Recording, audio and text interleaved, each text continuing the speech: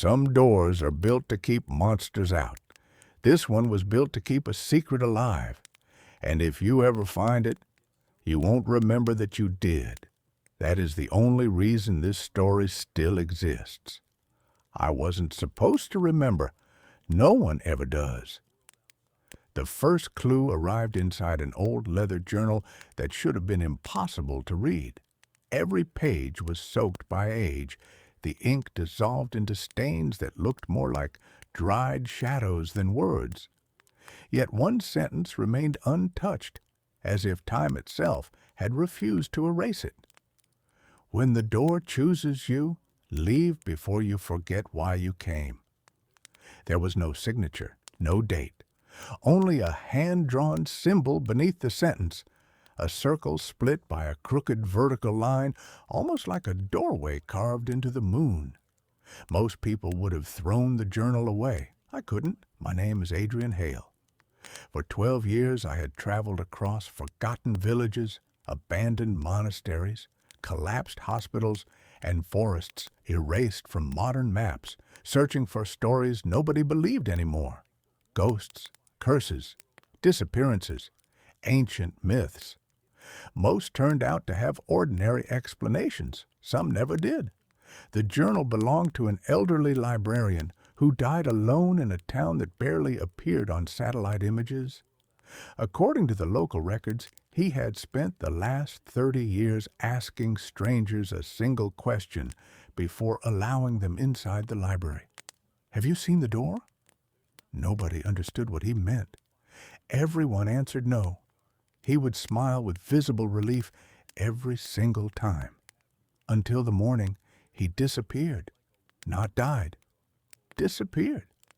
His clothes remained folded beside his desk. His glasses rested neatly on an open book. His tea was still warm. The only thing missing was every photograph anyone had ever taken of him. Police found empty frames. Digital files corrupted themselves. Even family albums showed blank spaces where he should have been standing. It was as if reality itself had quietly erased him. Officially, the case remains unsolved. Unofficially, no one remembers there was ever a case at all, except me. Or perhaps, except the journal wanted someone to remember. Inside the final pages, I found dozens of maps layered over one another. Different countries, different centuries, different handwriting, yet every map pointed toward the exact same place, Black Hollow Forest. Curiously, modern maps refuse to acknowledge that name. The forest existed. The name did not. Older archives mentioned Black Hollow repeatedly until around 1958. Then, almost overnight, every official document replaced it with another name. No explanation, no government order, nothing. History had simply changed its mind.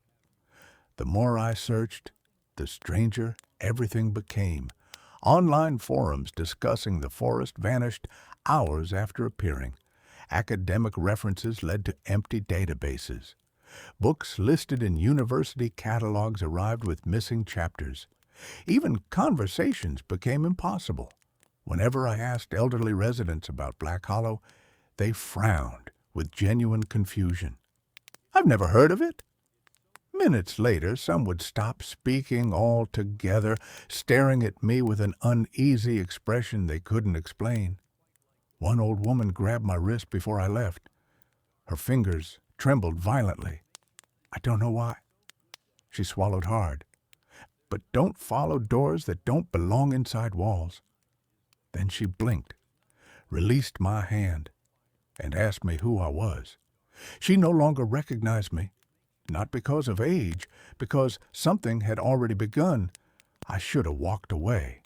Instead, I packed my equipment: 3 cameras, 2 voice recorders, a drone, GPS trackers, extra batteries, a satellite phone, enough supplies for 5 days. If I had learned anything chasing impossible stories, it was that memory could lie. Machines usually didn't. At sunrise 3 days later, I stood at the edge of Black Hollow. or whatever the world insisted on calling it now. The forest looked ordinary from a distance.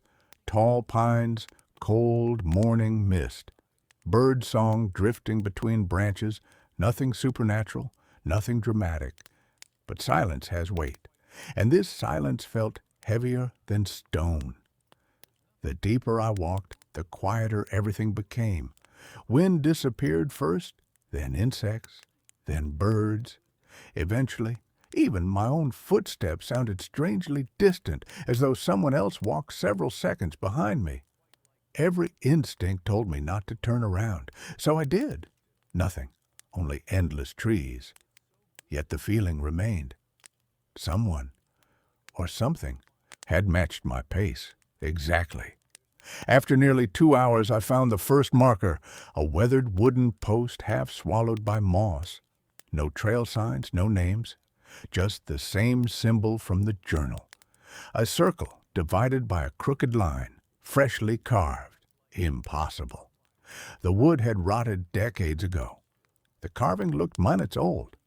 I photographed it, recorded its location, spoke my observations aloud into the recorder. Marker 1, same symbol, approximately 2 kilometers north from entrance. Professional habit, evidence, proof. If anything happened, the recordings would explain everything. At least, that was the plan. 20 minutes later, I discovered another marker, then another, each pointing in slightly different directions. None formed a logical path, almost as if the forest wanted travelers to wander instead of arrive.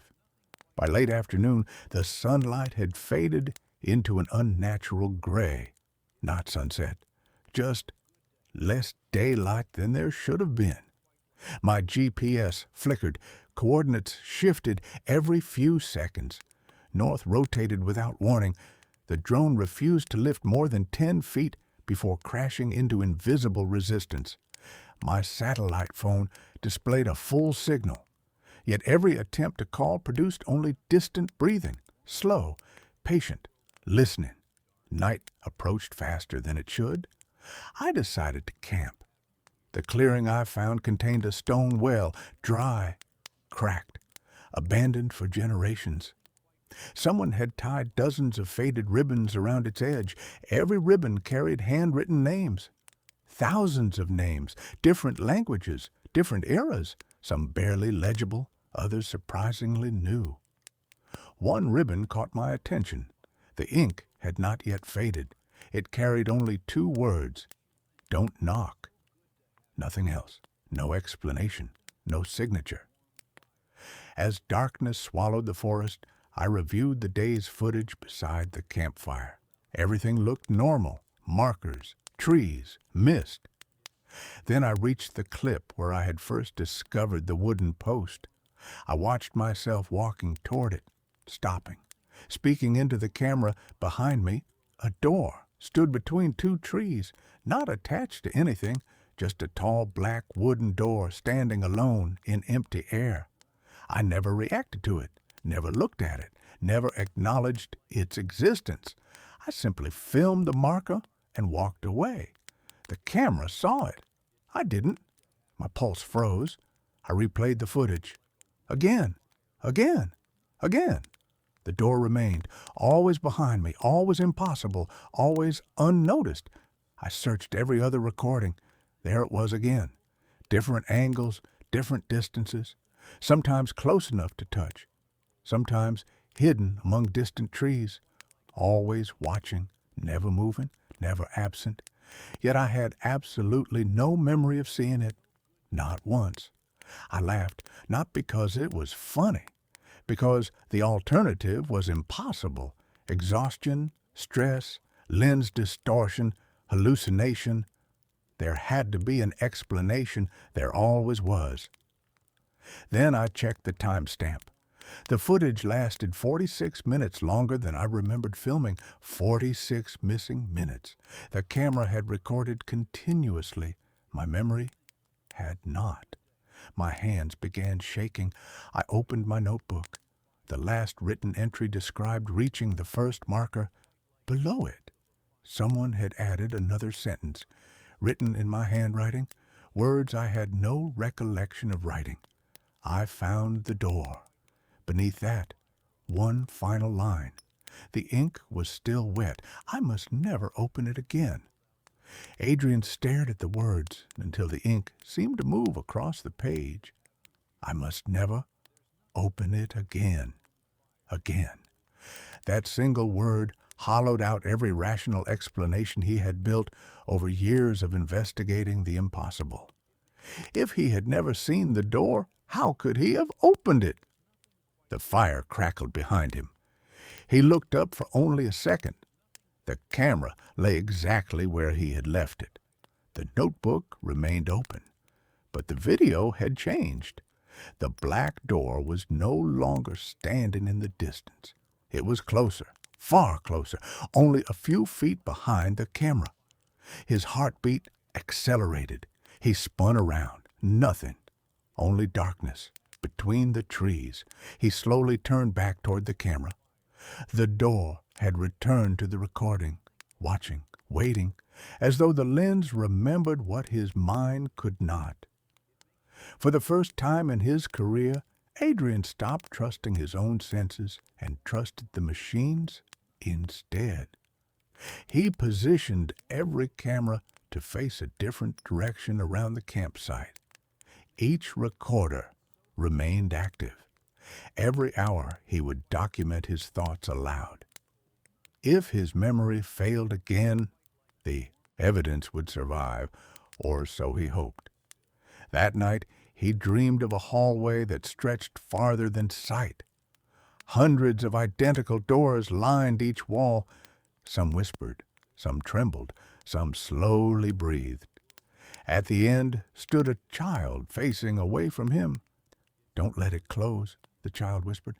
Adrian reached out. The child turned. It had no face. He woke violently. The fire had died. His watch read 3:17 a.m. Every camera battery was empty. Impossible. They had all been fully charged. He replaced the batteries. Dead. Every spare battery had somehow discharged during the night. Only one voice recorder still functioned. He pressed play. Static. Wind. His own breathing. Then footsteps. Not one pair. Several. Circling the camp. His sleeping bag rustled in the recording. His own voice spoke. "Who's there?" Silence. Then another voice answered. It sounded exactly like Adrian. "I'm you." The recording ended. Morning brought no comfort. The forest had changed. The stone well had vanished. His footprints from the previous day no longer existed.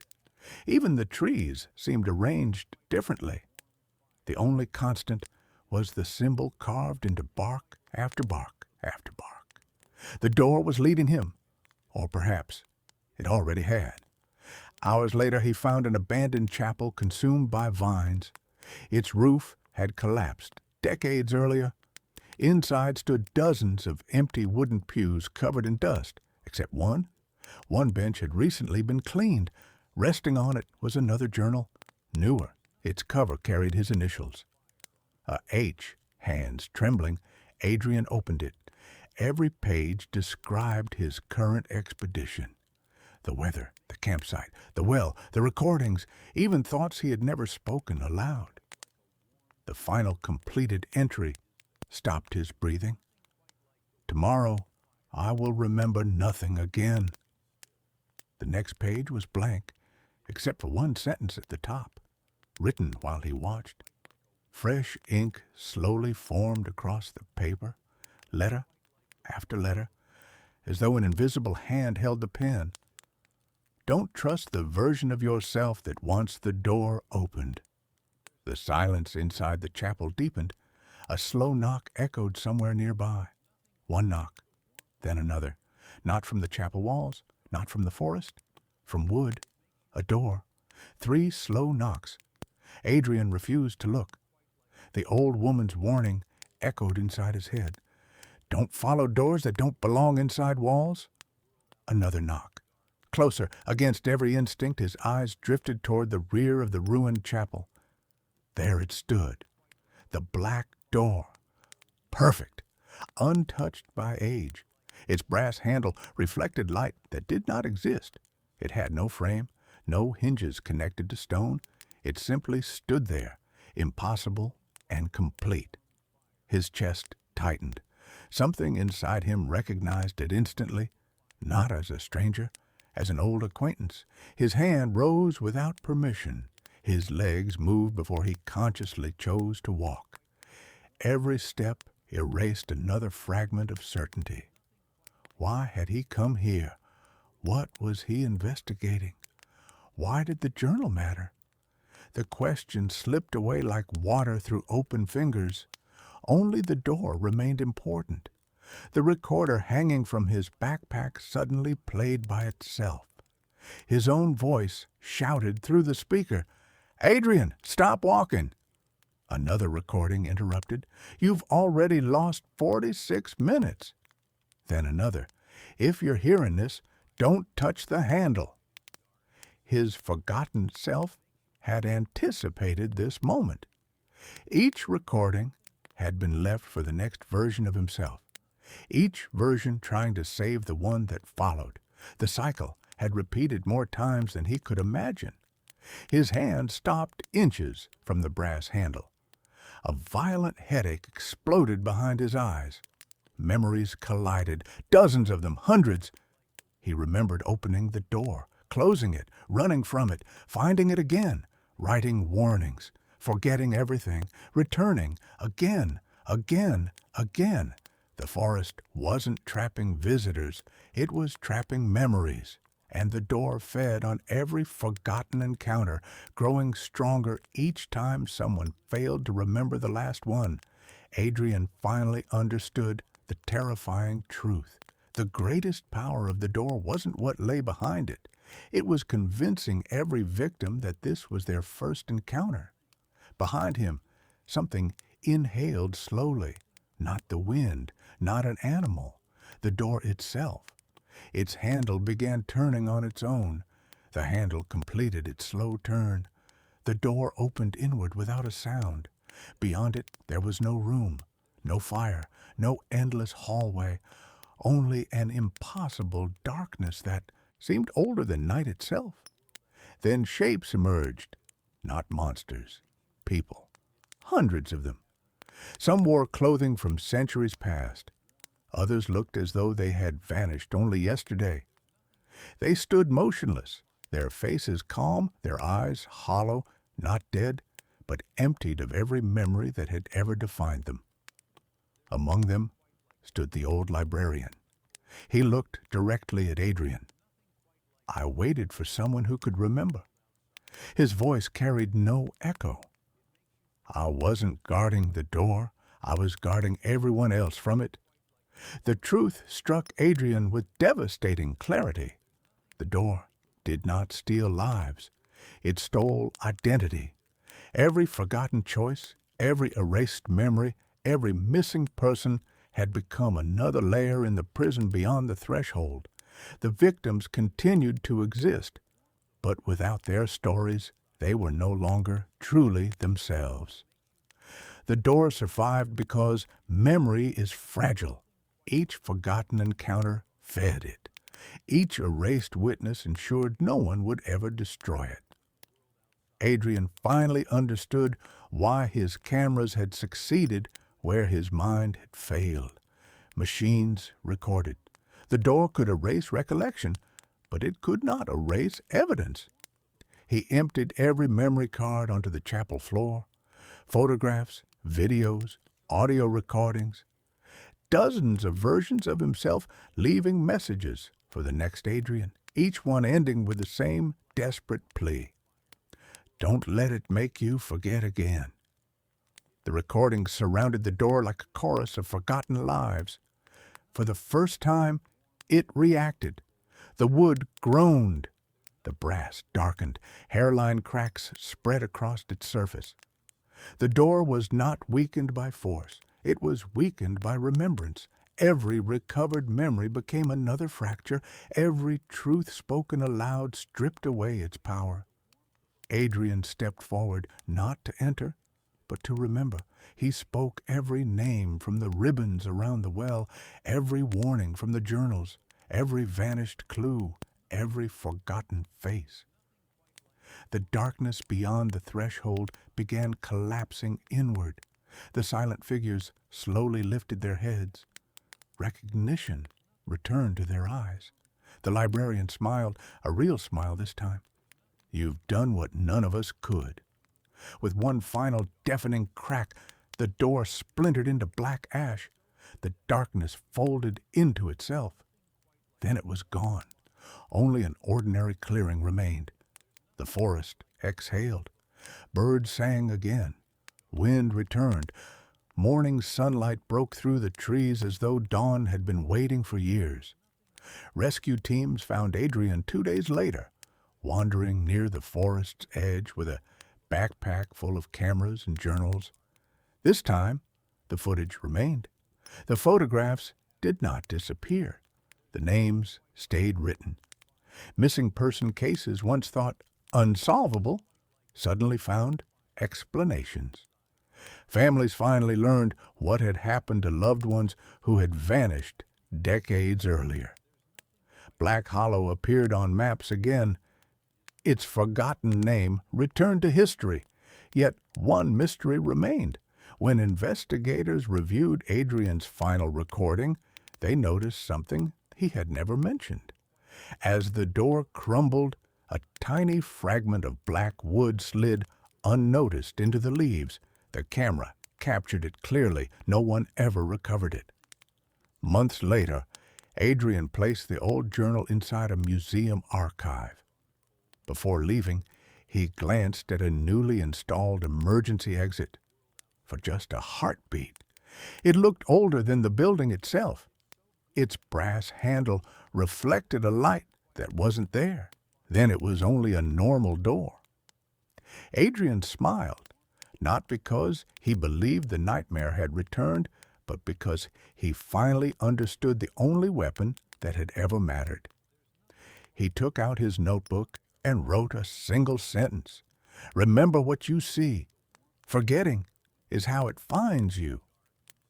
The greatest darkness is not what hides in the shadows. It is what quietly disappears from our memory. Our memories shape our identity, our choices, and the people we love. The moment we stop remembering the truth, we become vulnerable to repeating the same mistakes. Some doors should never be opened, but every truth worth protecting should always be remembered. If this story captured your imagination, there's much more to come. Subscribe to the channel and turn on notifications so you never miss a new tale. Until next time, take care and keep wondering.